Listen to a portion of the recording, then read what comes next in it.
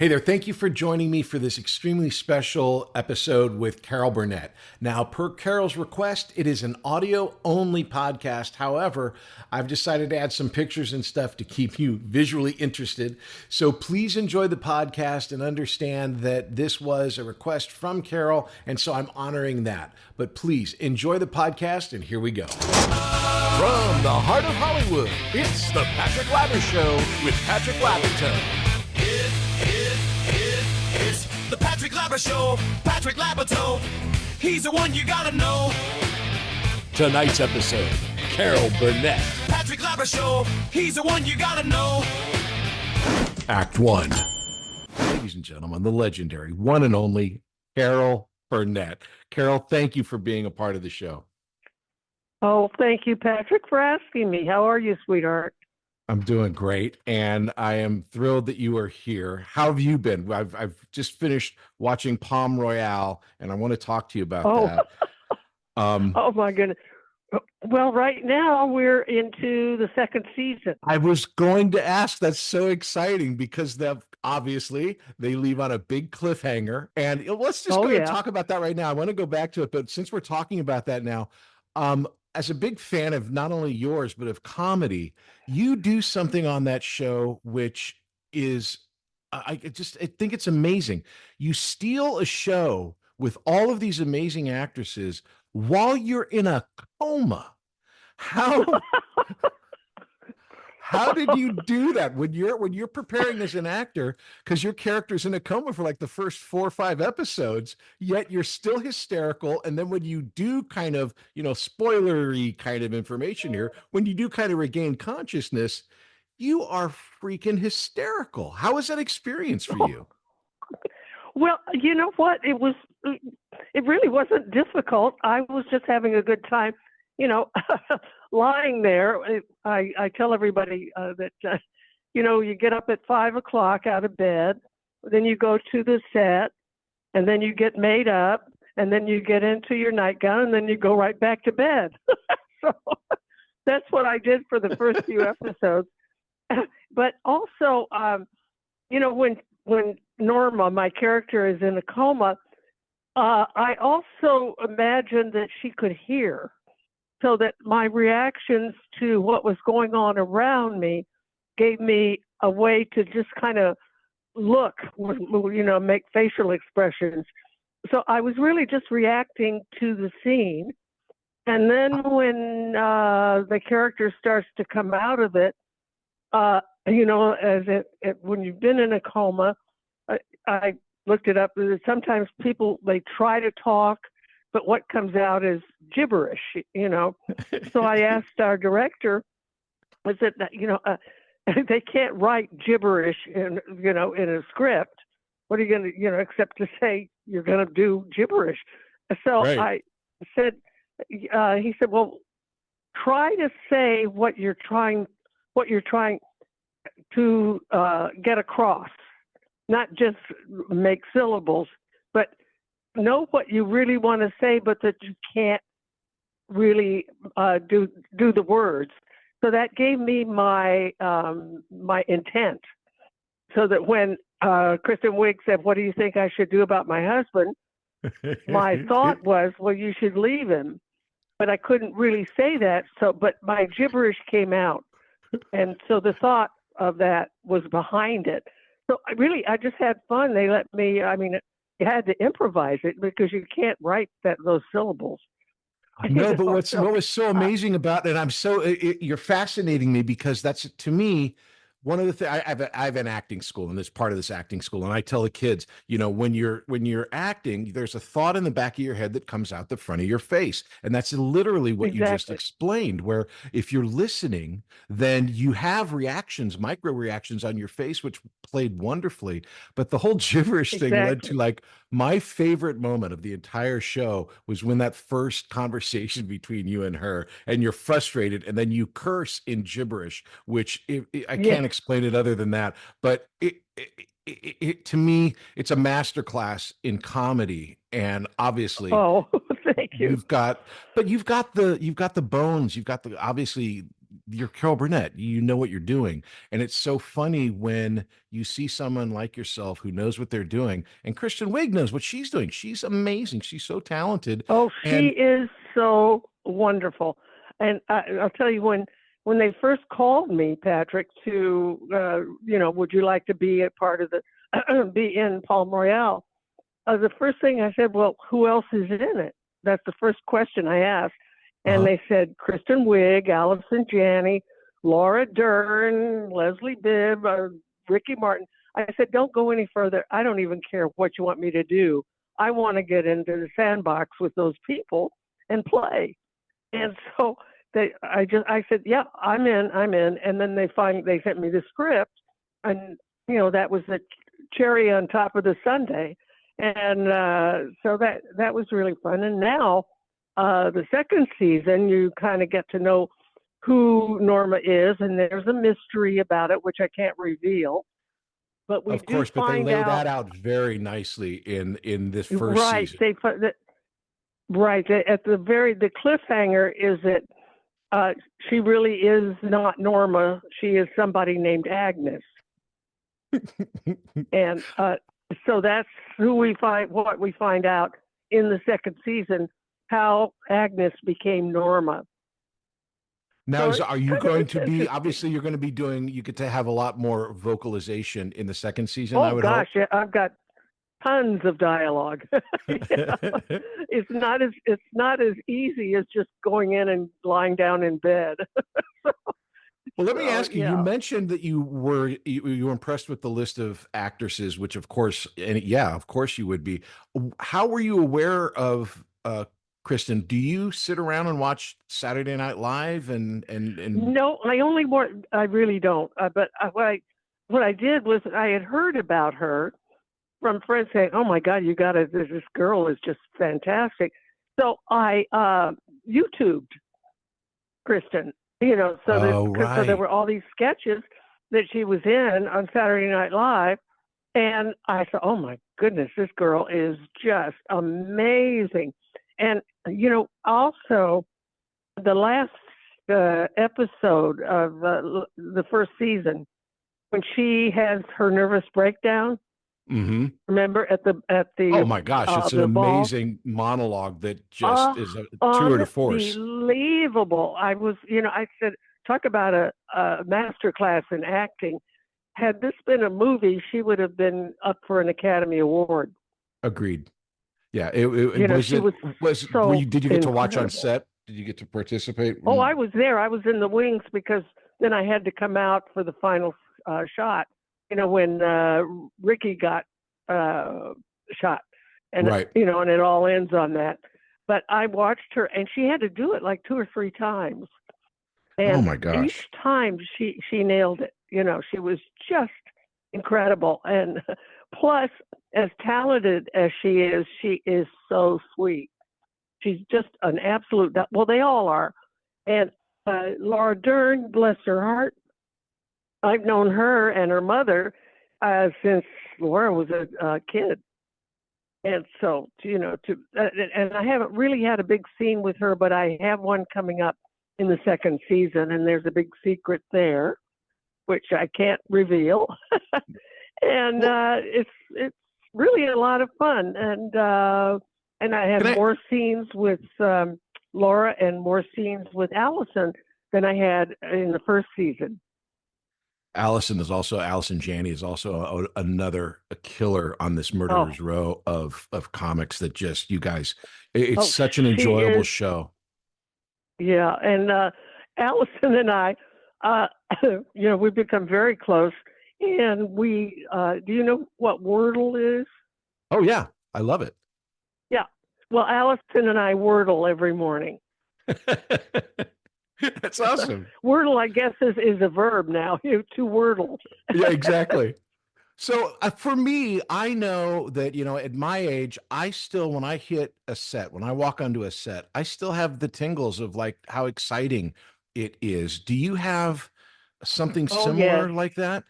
Because it's a Well, not magical only thing, that, right? I'm not only tingly, I'm a little nervous, even Right. after all these years. you just want to nail it. You don't want to keep anybody waiting. You want to know all your lines, and you want to give them what they want, but also be comfortable with what you're doing. And as we were talking before, one of the important things, and I remember hearing this years and years ago, that was a quote from Spencer Tracy, that wonderful actor. Oh, wow. And they said, "What's your advice?" He said, "Hit your mark, know your lines, and listen." It's great.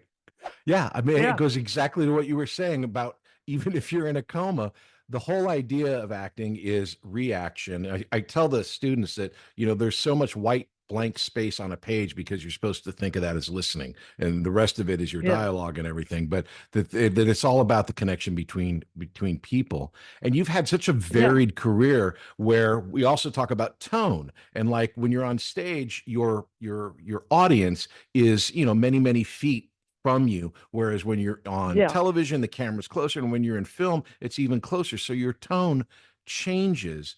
We'll be back after these messages. Hey there, my name is Patrick Labyorteaux, and I play an actor on TV.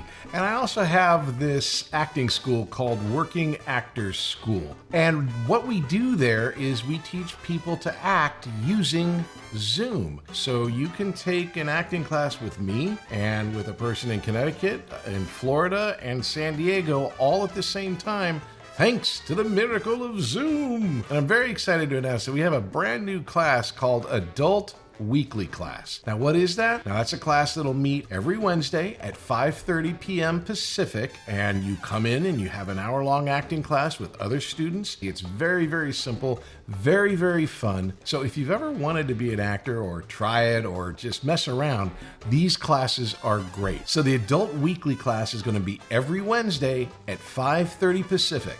Now come and check it out. It's going to be really fun. Go to workingactorschool.com. Check out the website. You can sign up for the class there. If you need any other information, there's a phone number and an email on the website. You can get it there. And we would love to have you come and try. Talk to you soon.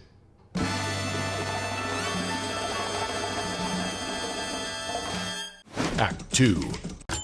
What is your favorite tone and area? I mean, you've done all of it, and I'm sure that each one is different, but do you have one format, whether it's stage, film, television, that you really like? I think it was when I did my show.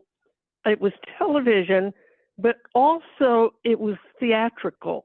We did what I wanted to do was a musical comedy review every week, and the studio that we were in at Television City, CBS, Studio 33 was my favorite venue because it was like a little theater.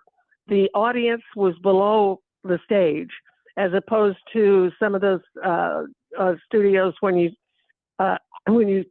tape, they're the bleachers and they're looking in a down. three-camera show, they'll come into a regular soundstage and build out like a stadium seating where they're above you, but as opposed to your theater setup. I never liked that. So Studio 33 in television was like a little theater, and so the cameras were never in the way of the audience. So they were looking at us as if we were a little Broadway show, and it was so we played it that way.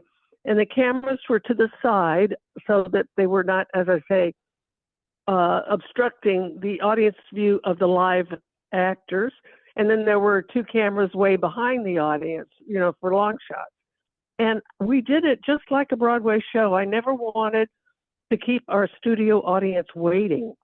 So we taped our show, we taped about an hour and 15 minutes because I did cute questions and answers, and then we would a lot, maybe 10 or 15 minutes worth, and then we would cut it down before for the air show.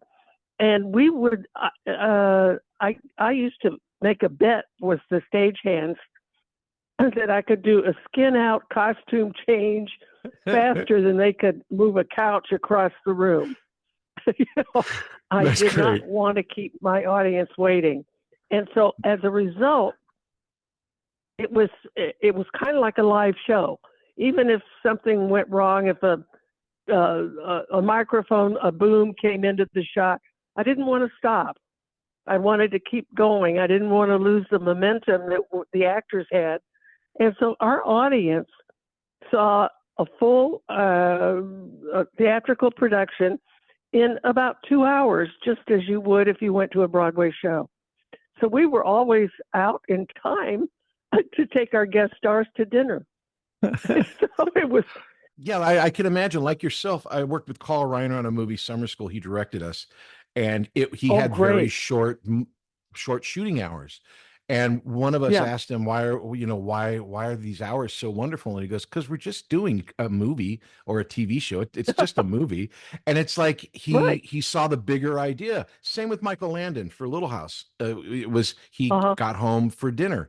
And it seems like you guys, the pros, understand about the life balance of when you're doing a show versus having a life. And at that time, I guess you were Exactly. having a I life. remember, Patrick, I did a guest shot. I won't say what it was on because I don't want to knock the show, but it was a sitcom, and I was a guest. And at one point, we had pre-taped an 11-minute segment. So out of a half-hour taping, we only had about another 11 minutes to tape because the audience could then see the rerun of the previous thing we did. 5 hours. Oof. 5 hours to tape 11 minutes. Because the writers, I don't know, they just kept rewriting. And the audience was sitting there, Right. Yeah, and then the poor comic, when we weren't shooting, would get out and try to keep the audience warmed up. And they even, get this, serve pizza to the audience to keep them there and keep them happy. Them. Instead of giving them a show, they gave them a pizza. It's hysterical. Yeah, and I just thought, this is insane, and the star, I won't say who it was, but she was so sweet. She never complained. And I thought, oh, my God, I would just say, excuse me, we're going to do this and we're going to be out of here in an hour at most.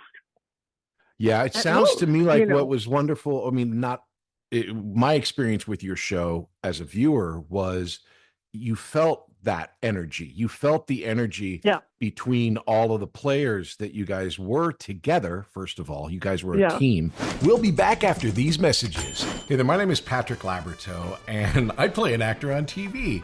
And I also have this acting school called Working Actors School. And what we do there is we teach people to act using Zoom. So you can take an acting class with me and with a person in Connecticut, in Florida, and San Diego all at the same time, thanks to the miracle of Zoom. But we also teach kids. We have a great class called the Youth Weekly class that's every Tuesday at 5:30 p.m. Pacific time. And it's for kids. It's for like 10 to 17. And we have a great group of kids right now, and it is ongoing. So if you know someone that wants to get into acting and has never done any acting but would love to try, why don't you have them try starting off with Youth Weekly? Just go to workingactorsschool.com and check us out. It's Youth Weekly every Tuesday at 5:30 p.m. Pacific time. Act 3. What was your favorite and least favorite part of having your own show? Oh, gosh. I don't think I had a least favorite part. My favorite part was when we were actually doing it in front of, we did 2 shows on a Friday, the dress rehearsal, but we would tape it. And then that would be like around 5:00 in the afternoon. Then the audience would go home and we'd make notes and maybe a few changes or cuts, and then have the air show audience a new one come in around 7:30, 8:00. And we'd be out of there, as I say, in 2 hours. And so what we would do a lot of times, especially when Tim Conway was on, he would do the show the way we'd rehearsed it in the first show. And then he would go to our director and say, did you get all the shots and so forth? yeah, then he would ad lib and do stuff on the second show that he came up with, which is why sometimes you saw us trying to keep it together and not laugh. Right. And so I know that there are times when we've been accused of always breaking up, but that was not the case. We did 270 some odd shows in 11 years. And I think as far as cracking up or breaking up, we didn't do it more than maybe 15 times out of 200 and something shows. And Right. it was mainly because Tim would get on a roll and do stuff that we'd never seen before. But we would, and I would say, okay, let's show that because it was gold, and so that's what, and people remember that and they think it was delicious. But again, it was not as often as people think, accused us of doing. Well, you've had so many wonderful experiences, and as a kid actor, just because I was in the business in the '70s, as a kid actor, I had a chance to work with some really crazy, talented megastars like yourself, Lucille Ball, Mel Brooks, Jonathan Winters, Carl Reiner, Howard Morris. I worked with Tim, I worked with Lyle, and all of these people have this great sense of humor, as well as you do. How important do you think that is in real life to have that, to have a humorous aspect to your disposition? Well, it certainly helps. Sometimes I hear about people who, especially sometimes comedians, like so many of them have had tragic backgrounds or what, and they're tortured or whatever. Right. And I know some are, and I feel sorry for them because they're not really having as much fun as they could have, but maybe they'd be that way if they were plumbers or shoe salesmen. I don't know. You seem to have had a lot of magic in your life with you tell the stories of the money that sent you to college appearing out of nowhere, the wonderful benefactor who sent you to New York. Where do you think this magic, or do you believe in a higher power, a guardian angel? Do you believe in anything bigger? There's something bigger than all of us. I remember, Patrick, when I got the chance to go to New York, my college friends, I was a sophomore at UCLA, gave me a going away party. Mm-hmm. And they said, okay, what are you going to do when you get to New York? And this youthful, naive person, I said, I'm going to be in New York and I'm going to do a Broadway show, and it's going to be directed by George Abbott. George Abbott was Mr. Broadway. He was the musical comedy director that did Pajama Game and Damn Yankees and on and on and on. And he was it. And that's what happened. There was things that happened to me that were just out of the blue. So I had to think, I've got an angel on my shoulder or what, but thank you, whatever it is. Things happened to me that I never expected. Well, I'm going to push back just a little bit. Yeah. Not to say that this magic doesn't happen. However, with the rehearsal club review that you put together, with Once Upon a Mattress, finding another theater once they closed, and you pulling the trigger on your own show at CBS, you took action. It wasn't like you were just waiting around for stuff to happen. So how is that a part of your life, as far as when you, as an actor, how important do you think drive is, and how that's a part of your life? Totally. And it's not to drive at somebody else's expense at all. I just, what a lot was what my grandmother and I would go to the movies in the 40s, and they were kind of my savior, because I didn't have a rough home life. We were poor and all, but it was not ideal. So my escape was the movies. And so when I got to the rehearsal club and all, and some agent said, let me know when you're in something. And I said, but how can I get in something if I don't have an agent? and you can't get an agent unless you're in something. And he Hollywood said, paradox. go put on your own show.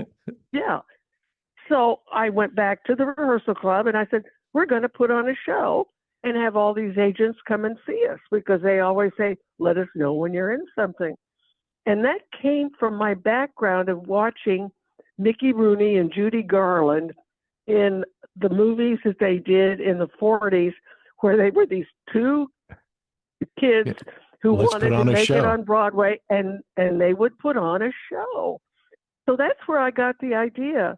And so many times I would think about the movies. They were always, especially when I was growing up, they weren't cynical. The good guys made it, the bad guys didn't. It was always hopeful. The musicals were my favorite. So I kind of lived a little fantasy life.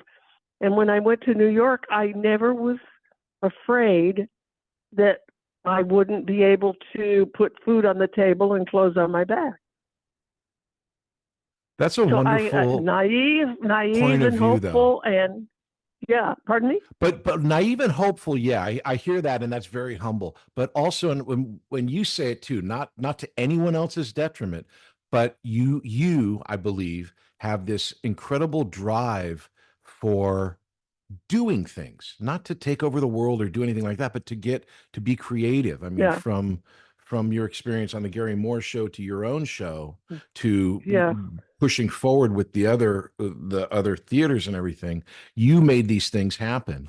We'll be back after these messages. Hey there, my name is Patrick Labyorteaux, and I play an actor on TV. And I also have this acting school called Working Actors School. And what we do there is we teach people to act using Zoom. So you can take an acting class with me and with a person in Connecticut, in Florida, and San Diego all at the same time, thanks to the miracle of Zoom. Now, besides classes, I also offer a one-on-one session. It's an hour just between you and me working on a particular piece of material, whether it's for an upcoming audition or maybe you're working on something and you need to have that breakthrough moment. These are really, really fun, and they're really, really great because they're really personalized and intense in all the good ways that intense can be. So if you're working on something, if you want to break through, if you want to have a one-on-one session where you're not working with other people, this is the way to do it. All the information is in the classes page on workingactorsschool.com. Act 4, questions. Now, I know that we are almost out of time here, and we have a thing. Part of the show is the questions at the end. And this show, and this should be easy. There's no gotcha questions, just really, really fun questions. The first one is called That's Showbiz, and that is, what is the most Hollywood moment in your life? The most Hollywood? What? Yeah, like the most, the most Hollywood moment in your life. I think getting Once Upon a Mattress. Because I had said, you know, when I that I was going to be in a show directed by George Abbott. And so this one time in New York, I was up for another show called Babes in Arms that Richard Rodgers was going to show again. It had been an old show on Broadway, and they were going to take it to Florida, and it looks like I had a part in it. And the director wanted me, but then he called and he said, Carol, I'm sorry, you know, we're going to go to Florida to break it in, but they want to have a name. I did not have a name. And so I was really disappointed. And no sooner had I hung up the phone when it rang again, and it was the producers of a little show called Once Upon a Mattress. And they said, we're auditioning. Could you come down now to the Phoenix Theater and audition for George Abbott? Oh, my God. I got on the subway. I went down. I auditioned, met Mr. Abbott, got on the subway, came home, phone was ringing, and I had the part. Now, had I gotten the other part, I never would have gotten Once Upon a Mattress. So I think that's a Hollywood moment, if there ever was sure. one. A Hollywood moment on Broadway. I love it. The second question is, that's Showbiz Part 2. What's the most embarrassing Hollywood moment? Embarrassing? Oh, The front page, when I did that, I was terrible. You're so funny. You weren't terrible, but you didn't feel like it was the right part for you, or it just didn't fit or something. I thought it was the right part, and Billy Wilder, come on, and Jack Yeah. Lemmon and all. But I was nervous. I was so it just didn't. And so after it was released, I never wanted to see it because I knew how awful I was, and I certainly did not get good reviews and so forth. So now I'm on an airplane going to New York, and oh my God, the movie they're going to show was the front page on the plane. And the steward, at that time, they called them stewardesses. She said, "Oh, and we're going to have the movie, and one of the stars is with us today on the flight."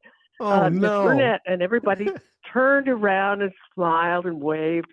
And I thought, oh, no, oh, my God. So now the movie starts and everybody pulls down their shades. And I just couldn't watch I was terrible. The movie ends, everybody puts the shades up, and nobody turns around to smile. So I went to the stewardess, and this is when you could do it. I said, could I just have the microphone? I'd like to address the passengers. And she said, "Oh, okay." So, I mean, you couldn't do that today.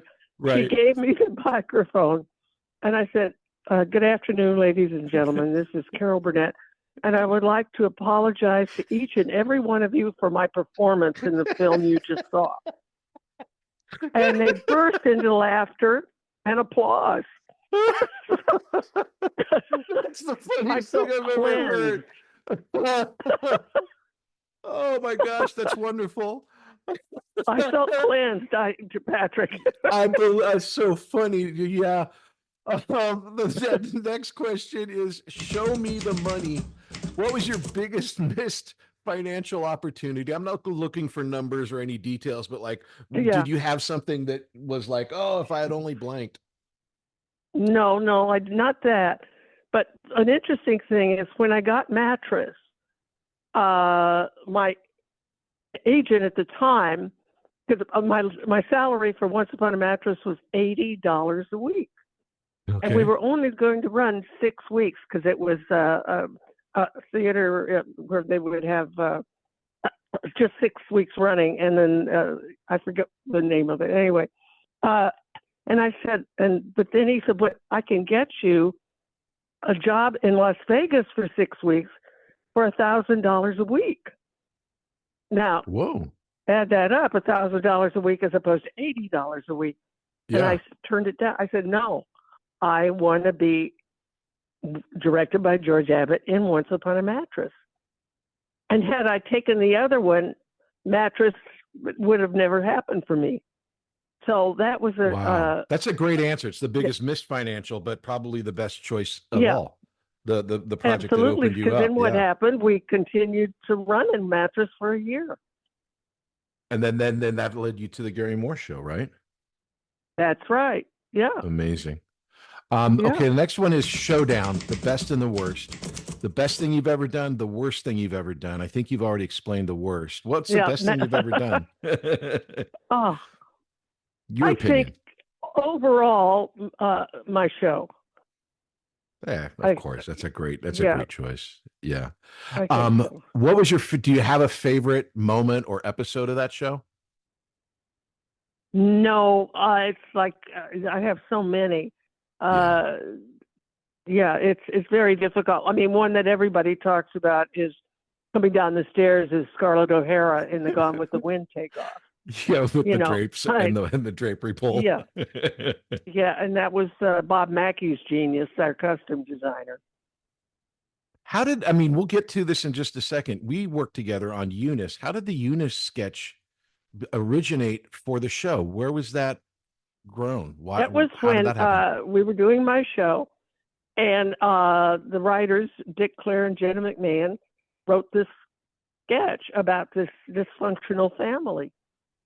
And at first they wanted that I would play Mama, but Eunice spoke to me for some reason, And I just, my mother, bless her heart, she had a little bit of Eunice in her because she had dreams that never materialized. Although my mother Right. was quite beautiful and a little more, and certainly more sophisticated than Eunice, but it was the angst that drove me to want to play Eunice.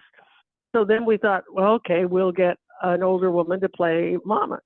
And it was Bob Mackey, our costume designer's idea. He said, oh, let's just put Vicky in a fat suit and take her eyelashes off and put her in a wig and let Vicky be Mama. She was 24. And so, and then Harvey, of course, was Ed. Uh-huh. And then we started to do it, and I thought we should have those Southern accents because it reminded me of a little bit of Tennessee Williams and Yeah. because there were no jokes in it. It was all character. No. I remember No when we jokes. first met, when I first met you, I explained to you, which is still true, that when it would come on, I would run from the room because I didn't get it. And it made me uncomfortable because it was a family fighting. And only when you're on the other side of it do you understand why it's funny. But as a child, I was terrified of it. Kind of last question was it's called the Patrick Labyorteaux Show, which is the name of the podcast. And so this session is Show Me Some Love. Why did you fight so hard for me to be in Eunice? Because you were good. I appreciate that. Just a little background. No other I answer. auditioned maybe 6 or 7 times for this thing. What was the as far as I was concerned? No, as far as I was concerned, you only had to audition once, but that was Disney. They just had to keep doing it, so that's why you had to audition so many times. Well, God bless you, because it was one of those life moments, career moments, to be able to work with you in such an iconic character. And Thank you, Patrick. It was a shame because as far as I understood, the show was affected by the writer's strike that was happening that particular year. Everything was ready to go. They had the scripts, and then it just didn't happen after that. But my experience with you on that show changed the way that I looked at the way I worked, comedy. I ended up going to the Groundlings because of you. And I just I ended up doing a TV show called Jag, which was like this military show. Don Belisario, the guy that you worked with on Magnum, he produced that show. How did you end up on Magnum? Was it just because you lived there? Yeah, and I knew Tom. Okay. And I knew Larry Minetti, and they said, "Would you like to get in the sandbox and play?" I said, "Yeah." So that's what happened. Yeah. Epilogue. So, is there anything that you want to do that you haven't done in life? Besides being on this show, is there anything that you haven't done that you still are like, what I'd really like to do is blank? Not really. But I never know. When Palm Royale just came along out of the blue. But I think, I kind of want to be behind the scenes a little bit. And we just sold a series to Apple TV Plus based on the Rehearsal Club. Fantastic. That is such a great show waiting to happen. I'm so happy for you. Congratulations. Yeah, so that's good. Oh, and there's one other thing I have to plug. I'm just thrilled. Do you ever watch TCM, Turner Classic Movies? Yes. I love it because I'm probably one of the few viewers who have seen all these movies first run. But so I ran into at a function a couple of months ago to one of the hosts of TCM, Dave Karger, and my husband said, "We've got an idea." TCM sometimes they'll have the interviewers or the hosts interview Martin Scorsese or Steven Spielberg or so and so, and they'd talk about their favorite films and then they show them. I said, what if, for instance, I come on and I'm talking to Dave Karger, and then I talk about Mildred Pierce, okay, the Joan Crawford movie, and they would show the full Mildred Pierce come back, we'd talk a little bit more, and then they would show our takeoffs on Mildred Pierce. Oh, wow. That's so great. That's a So they great bought idea. it. So they're going to be doing it. They call it Sundays with Carol, and they're going to do Gone with the Wind and our takeoff, Mildred Pierce, Double Indemnity, The Heiress, Born to Be Bad, which was Joan Fontaine, Uh-huh. Court Song, A Double Life that was Betty Davis.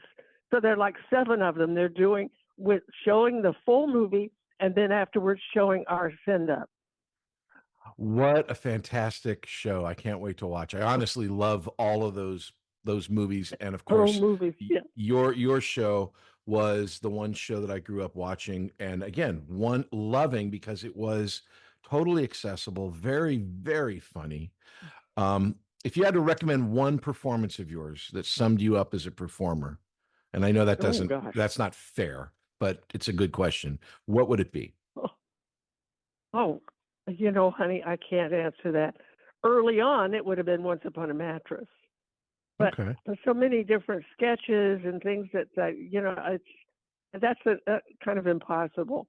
And one last Fair. thing, though, I get many times I get the question of how do you deal with rejection? Right. When you're auditioning for something and you think you've got it and you don't. Yeah. I remember early on when I was in New York, I can't remember what it was for, but there was something that I had read for, and it came down to Another Girl and Me. And I thought I had it, but I didn't. She got it. And Patrick, what saved me from being depressed, I don't know where this came from, but it's my advice to anybody that goes through that. What came to me was, you know what? It was her turn. It wasn't my turn. Right. So my turn, if I work hard enough, will come. But right now, I didn't get it because it was her turn. And that saved me from being depressed. What an amazing piece of advice. Thank you so much, Carol. I love you so much. You've been such a huge part of my life, and I'm glad that I was just a small part of yours. But this was wonderful. People have been asking to hear from you, so thank you, thank you, thank you. Oh, my love to you and your family. It's the Patrick Labyorteaux Show. Patrick Labyorteaux. He's the one you gotta know. Hey, everybody, thanks for listening. I'm really, really glad you're here and checking out the podcast. It is an audio podcast wherever you get your podcasts. It's a video podcast over on YouTube or on Spotify or wherever you get the video ones. All of my socials are Working Actors School on TikTok, on Instagram, and on YouTube. Please check us out. If you want any information about the school, it is at workingactorsschool.com. We've got classes going on all the time. And again, thanks for listening, and we'll see you next time.